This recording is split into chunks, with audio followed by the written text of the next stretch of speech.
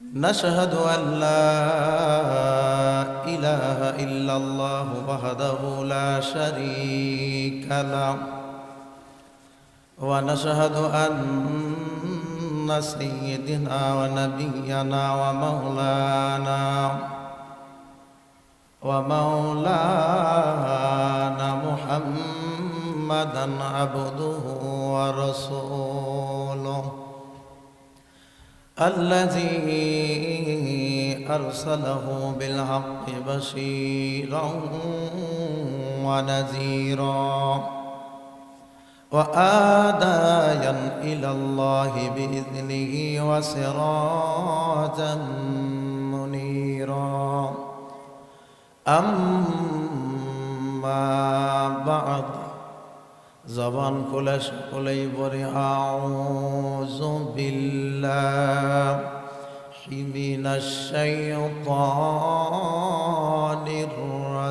الرجيم بسم الله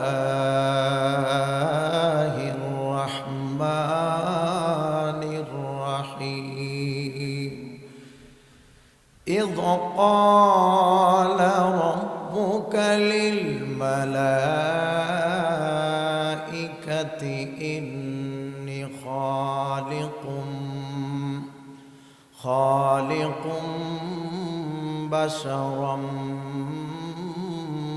من طين آمنت بالله صدق الله المولانا العظيم وصدق رسوله النبي الكريم ونحن على ذلك لمن الشاهدين والشاكرين والذاكرين والحمد لله رب العالمين وقال رسول الله صلى الله عليه وسلم التائب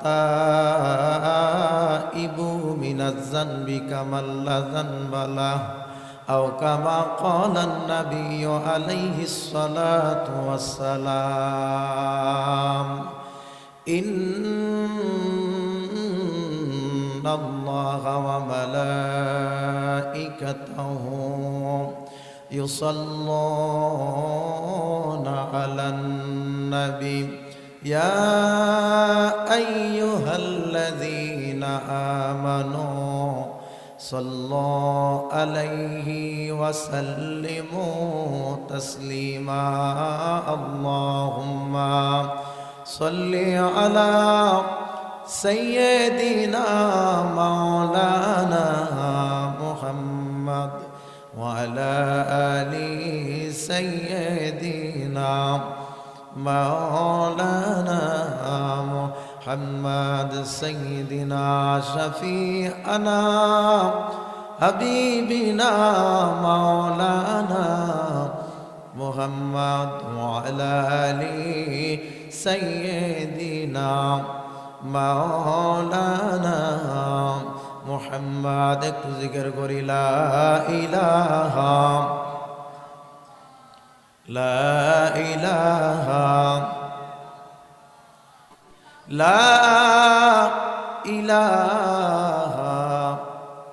إلا الله محمد رسول الله صلى الله عليه وسلم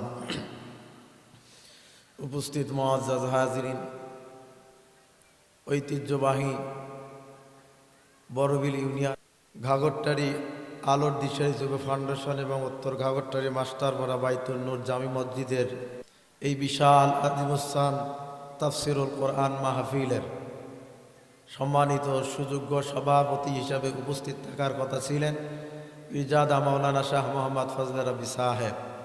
আমার আগে আরও আলোচনা শোনালেন আপনাদের মসজিদের সম্মানিত খতিব মাওলানা সুরুজ্জামান সাহেব, আপনাদের এলাকার কৃতি সন্তান জনাব মাওলানা গোলাম রাব্বি সাহেব। খাস করে দোয়া করি আল্লাহ পাক গোলাম রাব্বির হায়াতের মধ্যে বারাকা দান করুন, নেক আমল কবুল করুন, বলেন আমিন।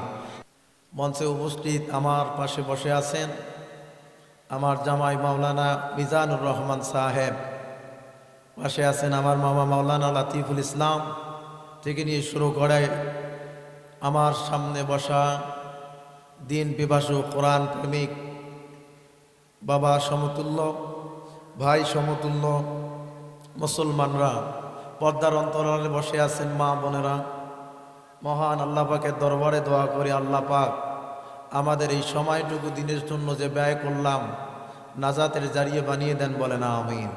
সম্মানিত হাজিরিন, আসল রবের দরবারে শুকরিয়া আদায় করছি কোনো প্রকার কৃপণতা না করে, কেবলমাত্র আল্লাহ তাআলাকে খুশি করার উদ্দেশ্যে পড়ছি জবান খুলে আলহামদুলিল্লাহ। লাখো কোটি দরুদ ও সালাম বর্ষিত হক বিশ্ব মানবতার মুক্তির দূত সাইয়্যিদিনা নবিয়িনা মুহাম্মদুর রাসূলুল্লাহ সাল্লাল্লাহু আলাইহি ওয়াসাল্লামের প্রতি। সকলে জবান খুলে পড়ছি সাল্লাল্লাহু আলাইহি ওয়াসাল্লাম। হাদিস শরীফের মধ্যে এসেছে আল্লাহর হাবিব সাল্লাল্লাহু আলাইহি ওয়াসাল্লাম তিনি হাদিস ফরমান, তিনি বলেন কোন ব্যক্তি যখন আমি রাসূলুল্লাহর শানে একবার এই ছোট্ট দরুদ সাল্লাল্লাহু আলাইহি ওয়াসাল্লাম তেলাওয়াত করে আল্লাহ তাকে 3টা পুরস্কার দান করেন। সুবহানাল্লাহ বলেন, জোরে বলেন কয়টা? 3টা। 1 নম্বর পুরস্কার হলো রাসূলুল্লাহর প্রতি ইখলাসের সাথে দরুদ ও সালাম পড়ার কারণে আল্লাহ সুবহানাহু ওয়া তাআলা সর্বপ্রথম তার জীবনের 10টি গুনাহ মাফ করে দেন। সুবহানাল্লাহ বলেন। 2 নম্বরে 10টি গুনাহ মাফ করে দিয়ে তার আমল নামায় 10টি নেকি যোগ করে দেন। 3 নম্বরে আল্লাহ রাসূলের প্রতি দরুদ পড়ার কারণে 3 নম্বর যে পুরস্কারটা দিয়ে দেন সেটা হলো মানুষ নিজের সম্মানের জন্য, মর্যাদার জন্য দৌড়াদৌড়ি করে, কিন্তু আল্লাহর হাবিব বলেন যে যত বেশি আমার প্রতি দরুদ ও সালাম পড়ে তার তত মর্যাদা বেড়ে যায়। একবার ছোট দরুদ সাল্লাল্লাহু আলাইহি ওয়াসাল্লাম পড়ার কারণে আল্লাহ তার 10টা মর্যাদা বাড়িয়ে দেন। সুবহানাল্লাহ বলেন। সম্মানিত হাজিরিন, এই পৃথিবীতে মানুষ যত ধরনের অপকর্ম করে না কেন, সমস্ত অপকর্মের মূলে হলো শয়তান। শয়তান মানুষের কাছে এসে শয়তান তার স্বরূপ ধারণ করে না। শয়তান মানুষের কাছে এসে বলে না আমি শয়তান, কারণ শয়তানকে আমার আল্লাহ এমন অদৃশ্য করে দিয়েছে। শয়তান যে কোনো সময় যে কোনো মুহূর্তে ইন্না শাইতানা ইয়াজরি মাজরাদান, যে কোনো সময় যে কোনো মুহূর্তে শয়তান মানুষের রক্তের সঙ্গে মিশ্রিত হয়ে যায়, বলেন নাউজুবিল্লাহ। শয়তানের এমন পাওয়ার, এমন ক্ষমতা আল্লাহ তাআলা দিয়েছেন, যেটা মানুষ শয়তান হয়ে যায় ওই মানুষটার রক্তের সঙ্গে শয়তান এমনভাবে মিশ্রিত হয় তাকে কোরআন ভালো লাগে না, রোজা ভালো লাগে না, নেক আমল ভালো লাগে না, ইসলামী আন্দোলন ভালো লাগে না। আল্লাহ পাক আমাদেরকে শয়তান থেকে হেফাজত করুন, জোরে বলেন আমিন। সম্মানিত হাজিরিন, এই পৃথিবীতে এমন কোন জায়গা নাই, মুফাসসিরিনে কেরাম বলেন ইবলিস নামক মানুষটা সেজদা করে নাই, আল্লাহর ইবাদত করে নাই। আজকে যে জায়গায় মাহফিল হচ্ছে সে জায়গাটির মধ্যেও হাদিস শাস্ত্র অনুযায়ী মুফাসসিরিনে কেরামের মতে সে জায়গার মধ্যে ইবলিস আল্লাহ তাআলার ইবাদত করেছিল। ও আল্লাহর বান্দারা, গভীর মনোযোগ বাবাজি, আল্লাহ সুবহানাহু ওয়া তাআলা আপনাকে আমাকে কত সুন্দর করে সৃষ্টি করেছিলেন। এই মাটির মানুষের এমন দাম আল্লাহ পাক দিয়েছেন। সূরাতুস সাফের মধ্যে আল্লাহ পাক বলেন ক্বালা রাব্বুকা লিল মালাইকাতি ইন্নী খালিকুম বাশারাম মিন তিন। আল্লাহু আকবার বলে। আল্লাহ পাক বলেন আমার তৈরিকৃত অসংখ্য ফেরেশতা মণ্ডলীকে আমি আল্লাহ পাক রব্বুল আলামিন আমার হুকুমে তাদেরকে আমি ডাক দিলাম। সমস্ত ফেরেশতাদেরকে ডাক দিয়া বললাম ইয ক্বালা রাব্বুকা লিল মালাইকাতি ইন্নী খালিকুম বাশারাম মিন তিন। ও ফেরেশতারা তোমরা শোনো, আমি আল্লাহ মাটি দিয়া মানুষ বানাতে চাই। আল্লাহ পাক বলেন ও ফেরেশতারা আমি আল্লাহ মাটি দিয়া মানুষ বানাতে চাই। আল্লাহ শুধু এতটুকু কথা ফেরেশতাদেরকে ঘোষণা করে দিলেন, বললেন। বলার পরে আল্লাহ পাক বললেন ফাইজা সাওয়াইতুহু ওয়া নাফাকতু ফীহি মির রূহি ফাকাউ লাহু সাজিদিন। আল্লাহ পাক বললেন, ফেরেশতারা শোনো, আমি আল্লাহ যখন প্রথম মানুষকে মাটি দিয়া তৈরি করার পরে ওই মাটির মানুষটার দেহের মধ্যে একটা তার নিজের প্রাণ যখন ফুঁকে দিব বাবাজি, আমার আল্লাহ বললেন ফেরেশতারা মাটি দিয়া মানুষ বানাইছি, হাত বানাইছি, পা বানাইছি, চক্ষু বানাইছি, কপাল বানাইছি, আমি অনেক কিছু বান্দার বানাইছি। মুসলমান নাসার বৈজ্ঞানিকরা আমরা যে হাজার হাজার পানি অপচয় করি খায়, তারা 1 কাপ পানি তৈরি করেছিল কৃত্রিম উপায়ে। দুনিয়ার বৈজ্ঞানিকেরা যন্ত্রপাতি দিয়া 1 কাপ পানি তৈরি করতে 15 কোটি টাকা খরচ হয়েছে। বলেন না সুবহানাল্লাহ।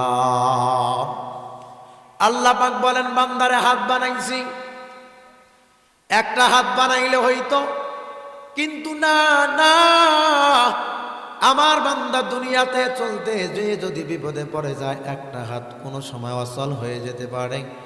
এই জন্য বান্দার 2টা হাত দান করে দিয়েছি।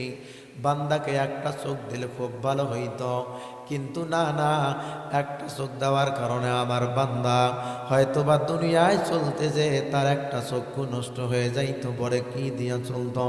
এই জন্য আমি আল্লাহ বান্দাকে 2টা চোখ দান করেছি।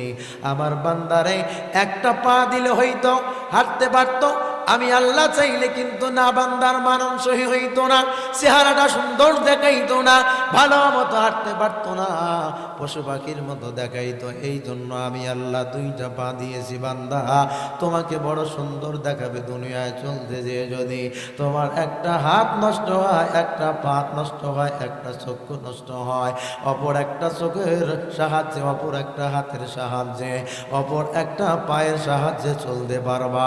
এই জন্য আমি আল্লাহ খুব যত্ন করে, সুন্দর করে, মায়া মমতা দিয়া প্রত্যেকটা দিনই জোড়া জোড়া করে তোমাকে দুনিয়ার মধ্যে প্রেরণ করেছি। আওয়াজ করে বলা যায় নাকি সুবহানাল্লাহ।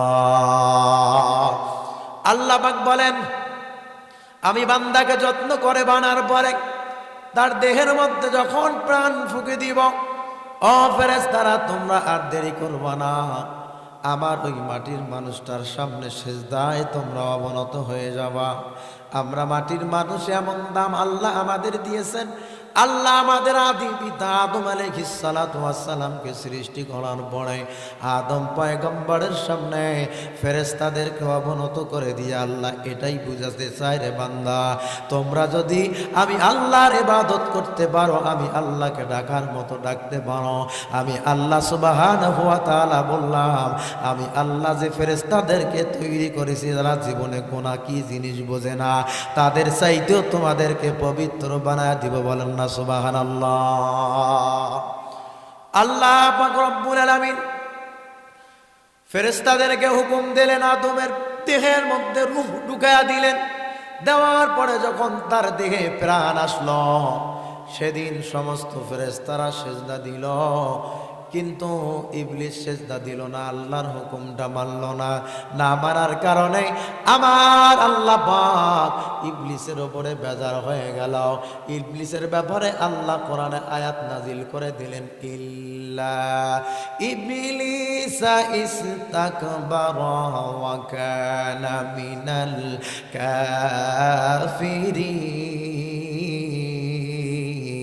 কাফিরিন। আল্লাহ পাক বলেন, ইল্লা ইবলিসা ইস্তাকবারা, ইবলিস ছাড়া সবাই যখন সিজদা দিয়েছে, ইবলিস অহংকার করেছে, তাকাব্বুরি করেছে, করার কারণে আমি আল্লাহ পাক বললাম সে কাফির হয়ে গেছে, কাফের হয়ে গেছে। একটাই কারণ, ইবলিস আল্লাহকে সিজদা না করার কারণে, আদমকে সিজদা না করার কারণে, আল্লাহর হুকুম না মানার কারণে কাফের হয়েছে। একটা হুকুম কেবলমাত্র না মানার কারণে। ও বাবাজি, ও পদ্মার অন্তরালের মা বোনেরা, আল্লাহ আমাদের সৃষ্টি করেছেন, আমরা সব যদি মানি, একটা হুকুম না মানি, তাহলে আমরা কাফের হয়ে কবরে যাব। এজন্য নামাজ পড়া আমাদের জন্য ফরজ, রোজা রাখা আমাদের জন্য ফরজ, সম্পদশীলদের হজ করা ফরজ, রাসূলের সুন্নাত তরিকত মতো আমাদের জীবন তৈরি করা ফরজ, হালাল খাওয়া ফরজ, হালাল খাওয়া ফরজ, ওজনে সঠিক ওজন দেওয়া ফরজ। যত নেক আমল আছে কোরআনে আল্লাহ যা করতে বলেছেন, যা করতে নিষেধ করেছেন, প্রত্যেক প্রত্যেকটা কাজ আমাদের জন্য ফরজ করে দিয়েছেন যিনি, বলুন না তিনি কে? আল্লাহ পাক এবার বললেন, একটা হুকুম না মানার কারণে আজকে তুমি ইবলিস কাফের হয়ে গেলা, কিন্তু ও ইবলিস, তোমার কাছে আমার প্রশ্ন হলো, তুমি আমার মাটির তৈরি আদমকে সিজদা করলা না, একটা তোমার কাছে কারণ জানতে চাই, ব্যাখ্যা জানতে চাই, ব্যাখ্যাটা বলো। ইবলিস আল্লাহকে ডাক দিয়া বললেন, ক্বালা ইয়া ইবলিসু মা মানাআকা আন তাসজুদা লিমা খালাকতু বিয়াদাইয়া আস্তাকবারতা আম কুনতা মিনাল আলিন। জোরে বলেন আল্লাহু আকবার।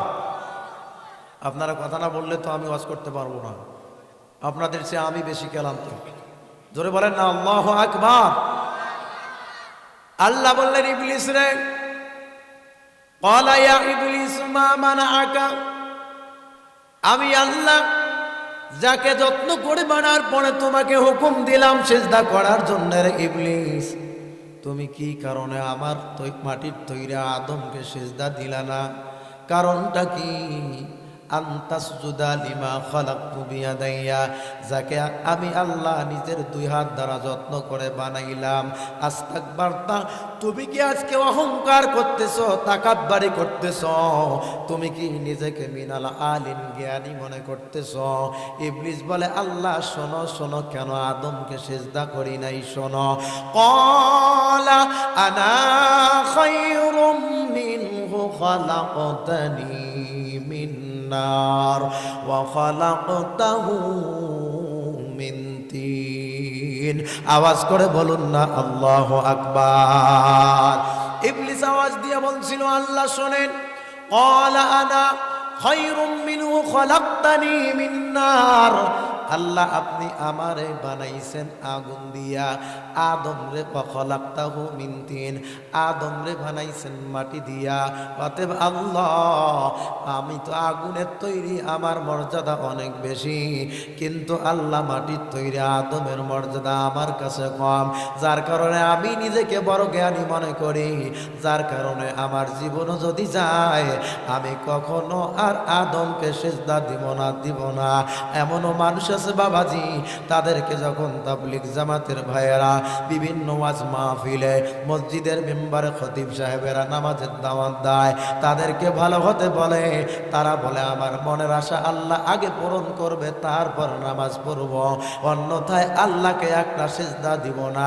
এমনও দেখবেন বাবাজি, এলাকার অনেক মানুষ চলে যায় সপ্তাহে একদিন জুমার দিন পর্যন্ত জুমার নামাজটাও মসজিদে যে আদায় করে না, আওয়াজ করে বলেন আছে না নাই? ও মুসলমান ইমানদার, আল্লাহর গোলাম, ওরে দুনিয়াবাসী, আল্লাহর হাবিবের উপরে আল্লাহ পাক কালামুল্লাহ নাজিল করে ঘটনাগুলো প্রকাশ করে দিয়া দুনিয়ার মানুষদেরকে জানায় দেয়, অহংকারী আর তাকাব্বারি করে কোনো লাভ হবে না। কারণ তুমি তাকায়া দেখো তোমার বাড়ির পাশে কত কবরস্থান আছে, যে কবরস্থানের মধ্যে এমন মানুষ শায়িত আছে যে মানুষগুলো একবার হুঙ্কার মারলে হাজারো লাঠি একত্রিত হইত, যে মানুষগুলো কথা বললে কথাগুলো সমাজের মধ্যে খাটত, যে মানুষগুলোর হুঙ্কারে, যে মানুষগুলোর কথায় সমাজের মানুষ উঠা বয়সা করত, ভয় করত। একটু যাও তোমার বাড়ির কবরের পাশে দাঁড়ায় দেখো, তাদের কবরের মধ্যে ঘাস গজাইছে, কিন্তু নেতার এখন পাওয়ার নাই। বলেন ঠিক কিনা? আল্লাহর হাবিবের ওপরে আল্লাহ কোরআন নাজিল করে উম্মত মুহাম্মাদের কাছে এই প্রশ্নগুলো, তত্ত্বগুলো আমার আল্লাহ সুবহানাহু ওয়া তাআলা প্রকাশ করে দিলেন, যাতে করে নবীর উম্মতেরা সতর্ক হয়। ইবলিস বলে, আল্লাহ আমি জীবনও যদি চলে যায় আমি কখনো আদমকে সিজদা দিব না। ও বাবাজি, আল্লাহর হুকুম হলো আমাদেরকে নামাজ পড়া লাগবে, আমাদেরকে রোজা রাখা লাগবে, আমাদেরকে নেক আমল করা লাগবে, আমাদের মা বাবার খেদমত করা লাগবে, সত্য কথা বলা লাগবে, হালাল উপার্জন করা লাগবে, রাজনীতিও যদি করি কোরআনের রাজনীতি করা লাগবে, হকের কথা বলা লাগবে, হক পথে থাকা লাগবে। সেটা যদি জীবনও চলে যায়, মৃত্যুর সম্মুখীন হওয়া লাগে, তবুও বাতিলের কাছে কোনো মুমিন মাথা নত করবে না। আদেশ করেছেন যিনি, আওয়াজ করে বলুন না তিনি কে? ও মুসলমান, যখন ইবলিস বলল আল্লাহ আদমকে সিজদা জীবনও যদি যায় দিব না, আল্লাহ পাক বললেন ক্বালা ফাখরুজ মিনহা ফাইন্নাকা রাজীব। আল্লাহ পাক বললেন ইবলিস, যেহেতু আমার হুকুম তুমি মানো না, তাহলে তুমি দেরি করবা না, আমার সামন থেকে তুমি চলে যাও। ওয়া ইন্না আলাইকা লানাতি ইলা ইয়াউমিদ্দিন, যে আমার হুকুম মানবে না তার উপরে আজকে থেকে নিয়ে শুরু করে কিয়ামতের আগ পর্যন্ত স্বয়ং আমি আল্লাহ রব্বুল আলামিন নিজেই লানত করলাম, লানত করলাম, লানত করলাম। বাবাজি আওয়াজ করে বলুন, যে ব্যক্তি আল্লাহর হুকুম মানে না, ওই ব্যক্তির উপরে লানত করেছেন যিনি, তিনি কে? যে ব্যক্তি আল্লাহর হুকুম মা বাবার খেদমত করা মানল না, ওই ব্যক্তির উপরে লানত করলেন, আওয়াজ করে বলেন কে? যে ব্যক্তি আল্লাহর হুকুম হালাল খাওয়া হালাল খাইল না, সুদের ব্যবসা করলো, ওই ব্যক্তির উপরে বলেন লানত করলো কে? যে ব্যক্তি সত্য কথা বলা ফরজ, কিন্তু ওই ব্যক্তি মিথ্যা কথা বলল, ন্যায়ের পক্ষে রায় না দিয়া অন্যায়ের পক্ষে রায় দিল, আওয়াজ করে বলেন না ওই ব্যক্তির উপরে লানত করলেন যিনি, তিনি কে? যে ব্যক্তি আল্লাহ হুকুম করলেন আমাকে মানো, আমার হুকুম মানো, মানল না, ওই ব্যক্তির উপরে লানত করলেন যিনি, আওয়াজ করে আর একবার বলুন না তিনি কে? ও বাবাজিরা, আল্লাহ পাক বলেন আলাইকা লানাতি ইলা ইয়াউমিদ্দিন। ও ইবলিস, যাও যাও যাও, আমার সামন থেকে চলে যাও। আজকের দিন থেকে নিয়ে শুরু করে কিয়ামতের দিন পর্যন্ত তোমার উপরে আমি আল্লাহ লানত, আমি আল্লাহ লানত, আমি আল্লাহ লানত। ও বাবাজি, আল্লাহর হুকুম না মানবে যে, আমরা আজকে আল্লাহর হুকুম না মেনে যদি কবরে যাই, আজকে থেকে নিয়ে শুরু করে কিয়ামতের দিন পর্যন্ত আল্লাহ আমাদের উপরে লানত করবেন, লানত করবেন। যে আল্লাহ লানত প্রাপ্ত হবে, ওই ব্যক্তি জান্নাতে যেতে পারবে না। এই জন্য আল্লাহ পাক যখন ইবলিসের উপরে লানত করেছে, আল্লাহ পাকের সামনে ইবলিস দাঁড়ায় যা বলে, আল্লাহ আপনার কাছে আমার আবদার হলো, আমি যে আদমের কারণে পৃথিবীর মধ্যে বেঁচে থাকি, পৃথিবীর মধ্যে আজকে আমি ফেরেশতাদের মর্যাদা ছিল, আমাকে আপনি অপমানিত করলেন, আমাকে শাস্তি দিলেন, লানত করলেন। আল্লাহ আপনার আদম দুনিয়ার মধ্যে কতদিন থাকবে? বলে না না, আমার পয়গম্বর আদম তো দুনিয়ার মধ্যে চিরদিন থাকবে না, কিন্তু তার অনুসারীরা কিয়ামতের আগ পর্যন্ত থাকবে। ইবলিস বলে আল্লাহ আবদার আছে, আবদার আছে, আবদার আছে। বলে কি আবদার? মুফাসসিরিন ইকরাম বলেন ইবলিস আল্লাহর লানত পাওয়ার কারণে আল্লাহর কাছে 3টা আবদার করেছিল। জোরে বলেন কয়টা? জোরে বলেন না কয়টা? 3টা আবদার করেছিল। 1 নম্বর আবদার হলো, ওই ইবলিস আল্লাহকে বলল, আল্লাহ আমি দুনিয়ার মধ্যে তো আদমের কারণে আজকে লানত প্রাপ্ত হয়ে গেলাম, আমাকে অভিশপ্ত করলেন। আল্লাহ আপনার কাছে দাবি হলো, আপনি আমার হায়াতটা কিয়ামত পর্যন্ত বাড়ায়া দেন, তাহলে আমার আবদারটা পূরণ হয়ে যাবে। মুফাসসিরিন ইকরাম বলেন ইবলিস যখন এইভাবে বলেছে, আল্লাহ ডাক দিয়া বলে, ইবলিস যেহেতু 600 বছর যাবত আমি আল্লাহর ইবাদত করলাম, যাও তোমার প্রথম নাম্বার দাবি হলো, আমি আল্লাহ তোমার হায়াতকে কিয়ামত পর্যন্ত বৃদ্ধি করে দিলাম। অল্প হায়াতের জিন্দেগিতে আমার আল্লাহ তাআলাকে খুশি করবে, আমলের কারণে জান্নাতি হয়ে যাবে। অনেক মানুষ বেশি সম্পদ থাকার কারণে জাহান্নামী হয়ে যাবে, আবার অনেক মানুষ আমার আল্লাহ তাআলা কাছ থেকে সম্পদ যখন দুনিয়ায় প্রাপ্ত হবে, সম্পদের সঠিক ব্যবহার না করার কারণে ওই ব্যক্তিটা আবার জাহান্নামী হয়ে যাবে। অতএব হায়াতের মধ্যে কোনো বুজুর্গি নাই, সম্পদের মধ্যে কোনো বুজুর্গি নাই।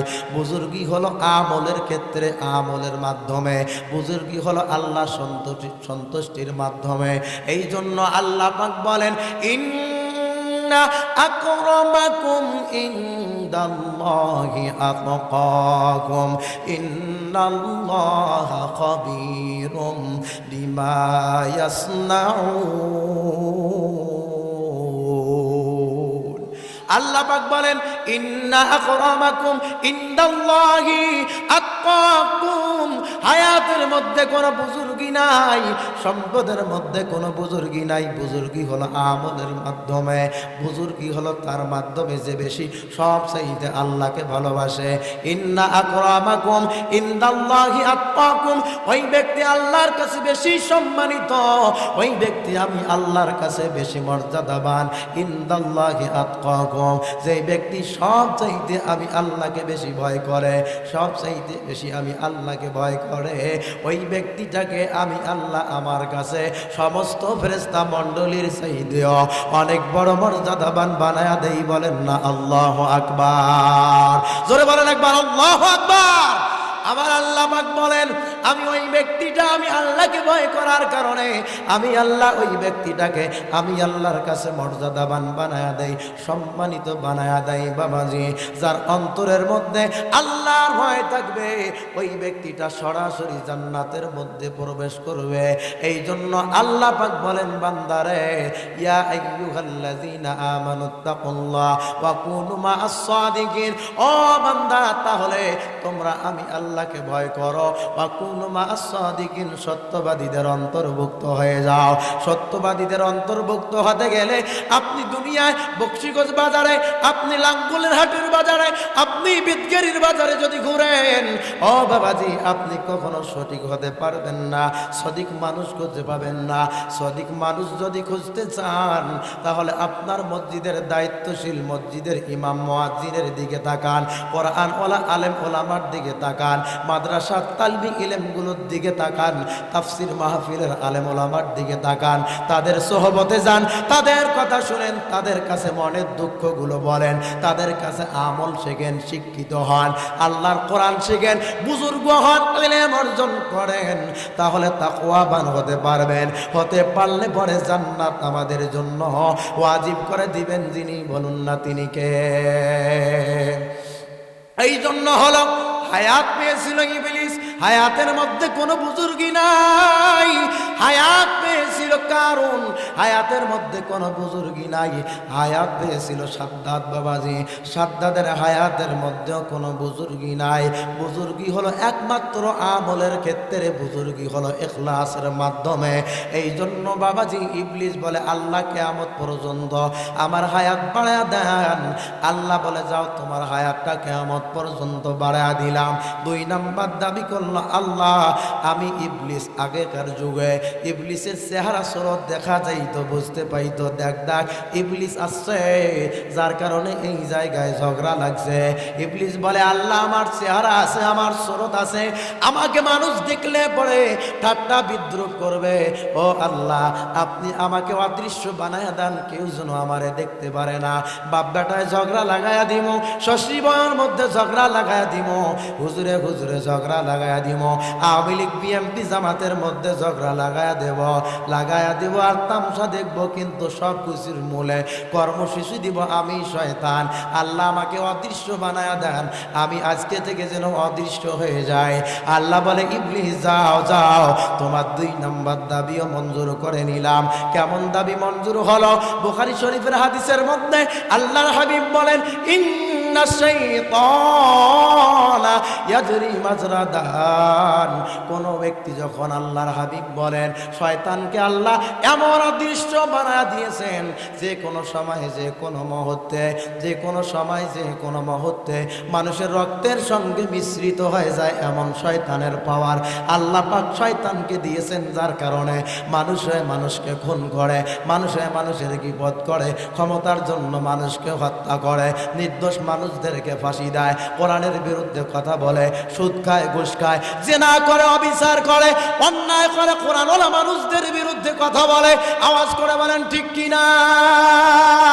এই জন্য শয়তানকে এমন আল্লাহ পাওয়ার দিলেন, শয়তান মানুষের রক্তের সঙ্গে মিশ্রিত হওয়ার কারণে শয়তান মানুষের অন্যায় করে, কিন্তু মূলে হলো শয়তান কাজ করে মানুষ।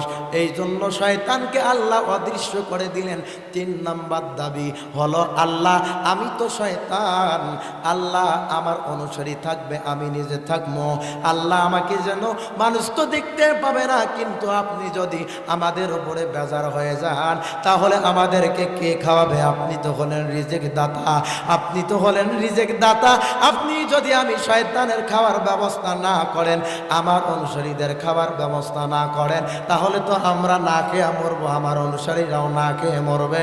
এই জন্যে আল্লাহ আপনি আমাদের কিয়ামত পর্যন্ত রিজিকের বরাদ্দটা করে দেন, রিজিক বন্ধ করবেন না। আল্লাহ বলে ইবলিস যাও, তোমার 3 নাম্বার দাবিটা মঞ্জুর করে নিলাম। আওয়াজ করে বলুন না সুবহানাল্লাহ। এই জন্য সমাজে অনেক বাবাজি, অনেক মানুষ আছে তারা মনে করে আমার নামাজ পড়ি, রোজা রাখি, নেক আমল করি, আমার সন্তান হাফেজ কোরআন, আমার সন্তান আলেমে দ্বীন, আমি নিজে নামাজ পড়ি, রোজা থাকি, আল্লাহর হুকুম মানি, কিন্তু আমার তো রিজিকের অভাব, আমার ঘরের মধ্যে খাবার নাই। যে মানুষটা সুদ খায়, যে মানুষটা ঘুষ খায়, যে মানুষটা খুন করে, রাহাজানি করে, দেশের টাকা পাচার করে, ওই মানুষটার তো বিপদ নাই, ওই মানুষটার তো সম্পদের কোনো অভাব নাই। এই রকম করে একজন মুমিন যখন চিন্তা ধারণা করে বাবাজি না না এটা করা যাবে না, কারণ আল্লাহ পাকের পক্ষ থেকে ভালো নেয়ামত যদি কম হয় এটার মর্যাদা আল্লাহর কাছে বেশি। আর নেয়ামত যদি হারাম উপার্জনের হয়ে যায় তাহলে পৃথিবী ভর্তি যদি সম্পদের মালিক হয়, তার উপার্জনে হালাল উপার্জন নাই, অল্প হায়াতের জিন্দিগিতে মরতে দেরি হবে, জাহান্নাম যাইতে দেরি হবে না, জাহান্নাম যাইতে দেরি হবে না। বলেছেন যিনি, বলুন না তিনি কে? জোরে বলেন কে? কথা না বললে তো হবে না, আওয়াজ করে বলুন না কে? অল্প হায়াতের জিন্দেগি। এই জন্য আল্লাহ পাক কোরআনুল কারীমের মধ্যে বলেন আর রহমানির রহিম। মুফাসসিরিন ইকরাম রহমান আর রহিম নামের ব্যাখ্যা করেছেন। ব্যাখ্যা করতে যাইয়া তারা বলেন, ব্যাখ্যা করতে যাইয়া আল্লাহ বলেন, মুফাসসিরিন ইকরাম ব্যাখ্যা দেন, তারা বলেন রহমান তো ওই আল্লাহর নাম যে আল্লাহ একজন হিন্দু ভাইকেও খাওয়ায়, একজন খ্রিস্টান ভাইকেও খাওয়ায়, একজন কোরআন বিরোধী ভাইকেও খাওয়ায়, একজন বেনামাজি ভাইকেও খাওয়ায়, একজন অমুসলিমকেও খাওয়ায়, একজন নাস্তিককেও খাওয়ায়, একজন মুরতাদকেও খাওয়ায়, একজন সুদখোরকেও খাওয়ায়, একজন ঘুষখোরকেও খাওয়ায়। এটা হলো আল্লাহ রহমান। রহমান নামের কারণে আল্লাহ পৃথিবীর মানুষদের উপরে খাদ্যর অভাব করে দেন না, রিজিক বন্ধ করেন না। এই জন্য আল্লাহর নাম হলো রহমান। এই রহমানের দয়াটা পৃথিবীর যত মাখলুক আছে সমস্ত মাখলুক পায়, কিন্তু রহিম মুফাসসিরিন ইকরাম বলেন এমন একটি শব্দ, রহিম শুধু আল্লাহ পাক মুমিনদের জন্য ব্যবহার করেছেন। আল্লাহ কেবলমাত্র যারা মুত্তাকি মুমিন হবে আল্লাহ তাদের জন্য হলো রহিম, আল্লাহ তাদের জন্য রহিম, আল্লাহ তাদের জন্য রহিম। আওয়াজ করে বলুন না সুবহানাল্লাহ। আল্লাহ পাক যখন ইবলিসের 3টা দাবি মঞ্জুর করে নিলেন, 3টা দাবি মঞ্জুর করার পরে আল্লাহর সামনে ইবলিস এবার দাঁড়ায় গেছে। আল্লাহর সামনে দাঁড়ায় যাওয়ার পর ইবলিস এবার আল্লাহকে ডাক দিয়া বলে আল্লাহ ক্বালা ফাবিইজ্জাতিকা লাউগিয়ান্নাহুম আজমাইন। আল্লাহ পাক বলেন ইবলিসের যখন 3টা দাবি আমি আল্লাহ মেনে নিলাম, নেওয়ার পরে ইবলিস আল্লাহর সামনে দাঁড়ায় গিয়ে আল্লাহর সামনে বলতেছে আল্লাহ আপনার ইজ্জতের কসম খাইলাম, আপনার সম্মানের কসম খাইলাম, আজকে আপনার ইজ্জত সম্মানের কসম খেয়ে বললাম দুনিয়ার মধ্যে যতদিন বেঁচে থাকব আমি মানুষদেরকে বেনামাজি বানাবো, মানুষদেরকে বেরোজাদার বানাবো, মানুষদেরকে সুদখোর বানাবো, মানুষদেরকে জেনাকার বানাবো, মানুষদেরকে মুসলিম বানাবো, মানুষদেরকে বেঈমান বানাবো, নাফরমান বানাবো, মাহফিল থেকে দূরে সরায়া দেব, আলেম ওলামার থেকে মুখ ফিরা নেওয়ার ব্যবস্থা করে দিব। আল্লাহর সামনে এই রকম করে যখন আল্লাহ বলছে, আল্লাহ ডাক দিয়া বলে, ইবলিস শোন, তুই আমার কাছে এই রকম করে বললি, কিন্তু আমি আজকে তোমার কাছে অফার চাই। যারা আমার প্রকৃত বান্দা হবে, এই বান্দাগুলোকে কোনোদিন ধোঁকা দিতে যাবি না, কোনোদিন ধোঁকা দিতে যাবি না। যে বান্দাটা আজান হওয়ার পরে দেরি করে না, দৌড় দিয়া মসজিদে গিয়ে নামাজের কাতারে শামিল হয়, আমি আল্লাহর কাছে রুকু সিজদায় অবনত হয়। রাত্রি যখন গভীর হয়, পৃথিবীর সব মানুষ ঘুমায়া যায়, কিন্তু আমার বান্দা কঠিন ঠান্ডার মধ্যে উযু করে তাহাজ্জুদে দাঁড়ায়া যায়। আমার বান্দা আমি আল্লাহকে ভয় করে হারাম খায় না হালাল খায়, আমার বান্দা আমাকে ভয় করে যাকাত দেয়, আমার বান্দা আমাকে ভয় করে সত্য কথা বলে, আমার বান্দা আমাকে ভয় করে ইসলামী আন্দোলন করে, আমার বান্দা আমাকে ভয় করে সব নেক আমল করবে। আর তুই আমার মুমিন বান্দার কাছে যে ধোঁকা দিবি, না না, এটা হতে পারে না, আমি আল্লাহ মানতে পারি না। আজকে দাঁড়াও আমার সামনে, ওয়াদা দাও, যারা আমার প্রকৃত বান্দা হবে কোনোদিন তার দ্বারের কাছে যাবি না, দ্বারের কাছে যাবি না, দ্বারের কাছে যাবি না। ইবলিস সঙ্গে সঙ্গে আমার আল্লাহ তাআলার সামনে দাঁড়ায় ওয়াদা দিয়ে দিলেন। আওয়াজ করে বলুন না সুবহানাল্লাহ। ইবলিস ওয়াদা দিয়ে দিলেন, আল্লাহকে বললেন, ইল্লা ইবাদাকা মিনহুমুল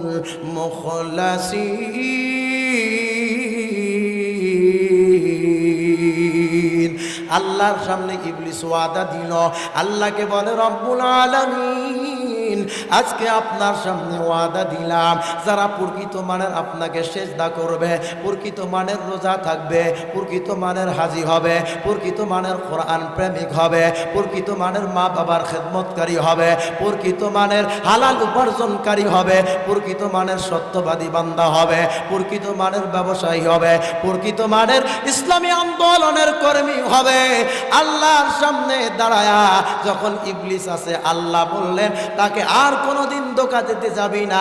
আল্লাহকে বলল, আল্লাহ, আমি কোনোদিন আপনার সামনে ওয়াদা দিলাম, ভালো মানুষকে ধোঁকা দিতে যাব না, যাব না। আওয়াজ করে বলুন না সুবহানাল্লাহ। এই জন্য বাবাজি, আমাদের বিশেষ করে আমাদেরকে সতর্ক থাকা দরকার। আমরা একটা বিড়ির লোভে, আমরা 500 টাকার লোভে, আমরা আমাদের ঈমানকে সময় আসলে বলে যে মানুষের কাছে লক্ষ লক্ষ কোটি কোটি মিলিয়ন বিলিয়ন টাকা আসে, যাদের মাধ্যম দিয়ে আমাদের দেশের রাস্তাঘাটগুলো পরিবর্তন হয়, মসজিদ মাদ্রাসার উন্নতি হয়, উন্নয়ন হয়, এই মানুষগুলোর হাতে আসে। এই মানুষগুলো দুর্নীতিবাজ হওয়ার কারণে, দেশের টাকা পাচার করে বিদেশে পাচার করার কারণে আমাদের দেশের শুধু ক্ষমতাসীনদের পেট পূজা হয়, নিজের বাড়ি ঘর হয়, দেশের জনগণের উন্নতি হয় না। আওয়াজ করে বলেন ঠিক কিনা? এই জন্য হাজিরিন, আমাদের সতর্ক থাকা লাগবে। যে মানুষ কোরআনের পক্ষে থাকবে, যে মানুষ আমাদের আমানত রক্ষা করতে পারবে, আমরা তাদের পক্ষে থাকব, অন্যথায় তাদের পক্ষে থাকবো না, তাদের বিরুদ্ধে বলবো না, তাদের টাকায় বলবো না, তাদের সালামে বলবো না। প্রয়োজনে ভালো মানুষের জন্য জীবন বিসর্জন করব। কারা কারা রাজি আছেন?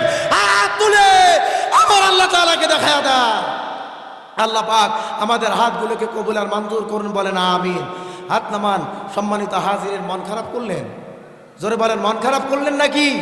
আমরা কোরআন বুঝি, মানি, আমাদের চিন্তা চেতনা, আমাদের সমাজের মানুষ যেন কোরআন মানতে পারে, আমাদের সমাজ যেন দুর্নীতিমুক্ত হয়, এটা হলো একজন খাঁটি মুসলমানের দায়িত্ব, এটা হলো একজন খাঁটি ইসলামী আলোচকের দায়িত্ব, এটা হলো একজন খাঁটি খতিবের দায়িত্ব, এটা হলো একজন খাঁটি নেতার দায়িত্ব। আওয়াজ করে বলেন ঠিক কিনা?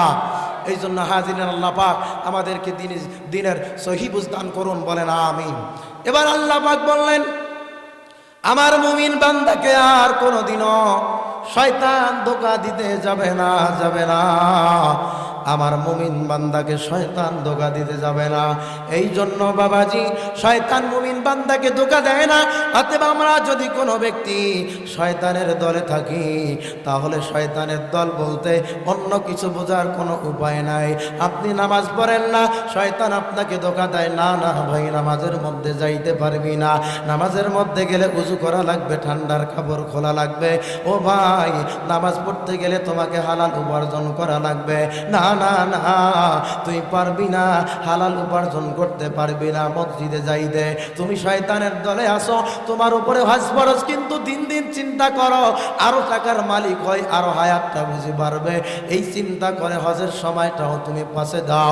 ও বান্দা, তুমি এই রকম করে ব্যক্তিগতভাবে যখন বারবার এই চিন্তা চেতনা আর ধারণা অন্তরের মধ্যে পোষণ করো, তুমি শয়তানের দলে বসবাস করতেছ, আর শয়তানের দলে তোমার থাকার কোনো উপায় নাই। আল্লাহ বলে, বান্দা আমি তোমাকে সুযোগ করে দিলাম, তাফসীর মাহফিলের মাধ্যমে আজকে শুনো আর মানো, শয়তানের দলে থাকবা না, মুমিনের দলে আসবা। যদি আসতে পারো, আমি আল্লাহ শয়তানি করতে জীবনে যত গুনাহ হয়েছিল সমস্ত গুনাহগুলো মাফ করে দিয়া গুনাহগুলোকে নেকিতে রূপান্তর করে দিব। বলেন সুবহানাল্লাহ। আল্লাহ বলেন, ও বান্দা, তুমি যখন আমি আল্লাহর কাছে শয়তানের দল বাদ দিয়া, শয়তানের মতবাদ বাদ দিয়া, শয়তানের হুকুম বাদ দিয়া আমি আল্লাহকে খুশি রাজি করার জন্য আসবা, আমি আল্লাহ তোমার গুনাহগুলোকে নেকিতে রূপান্তর করে দিব। আমার আল্লাহ সূরাতুল ফুরকানের ৭৪ নম্বর আয়াতে কারিমার মধ্যে বলেন, ইল্লা মান তাবা ওয়া আমানা ওয়া আমিলা আমালান সালিহান ফাউলাইকা ইউবাদদিলুল্লাহু সাইয়্যাতিহিম হাসানা। আওয়াজ করে বলুন না আল্লাহু আকবার।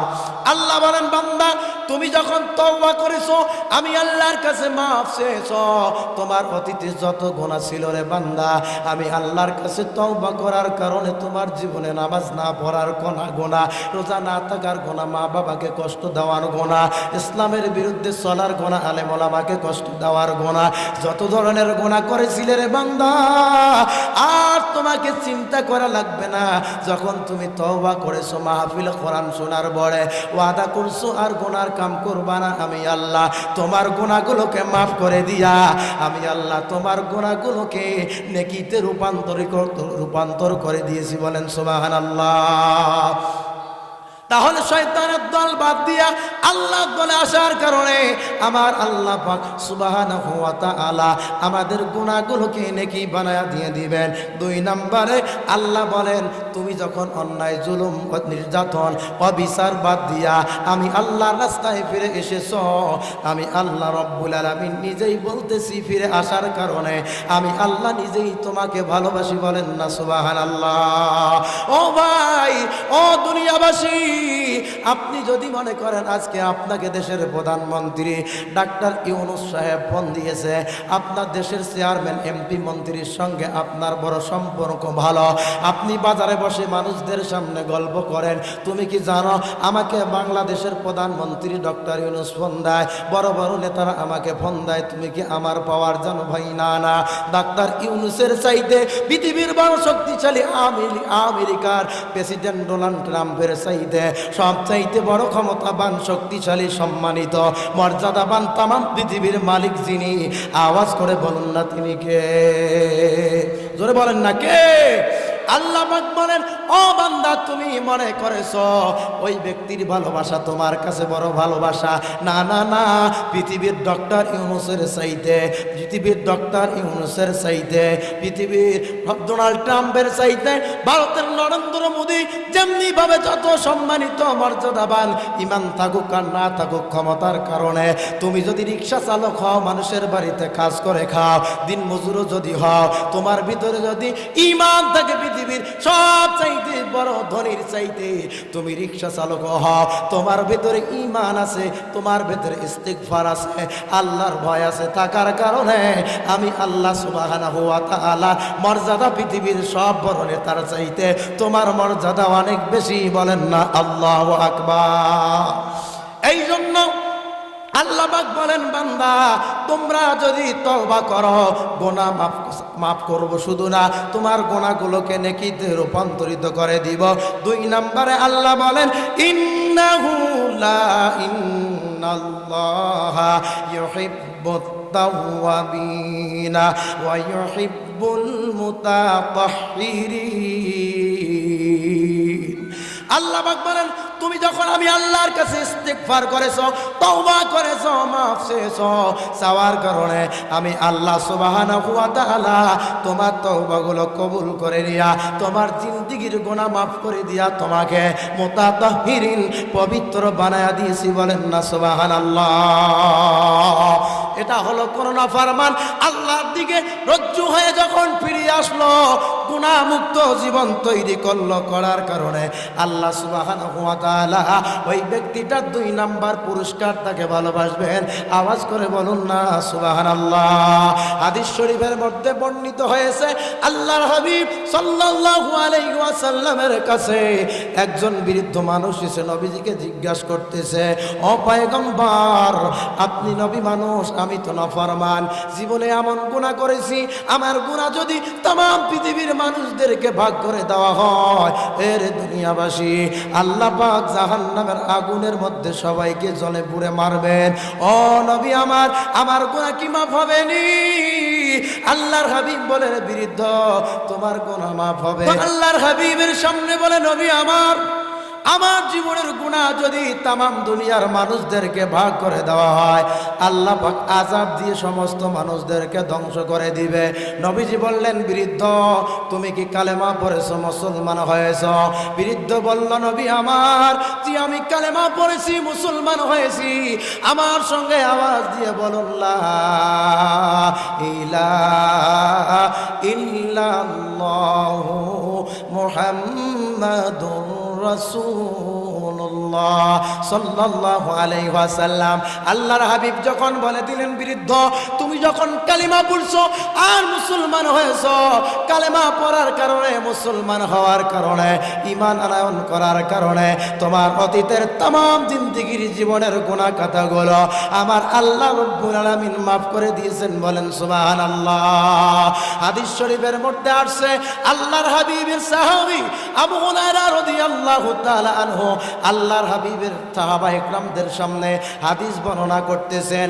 একদিন নবীজির সামনে একজন সাহাবী কতগুলো পাখির বাচ্চা নিয়ে হাজির হয়ে গেলেন। নবীজির কাছে হাজির হয়ে নবীজিকে বলতেছেন, ইয়া রাসূলুল্লাহ, ইয়া হাবিবাল্লাহ, পাখির বাসা যখন পড়ে গেছে, ভেঙে গেছে, পাখির বাচ্চাগুলো জমিনের মধ্যে পড়ে গেছে, আমি পাখির বাচ্চাগুলো আমার হাতের মধ্যে যখন তুলে নিয়েছি, ও পয়গম্বর, এই পাখির মা আমার মাথার উপর দিয়া কত দৌড়াদৌড়ি করতেছে।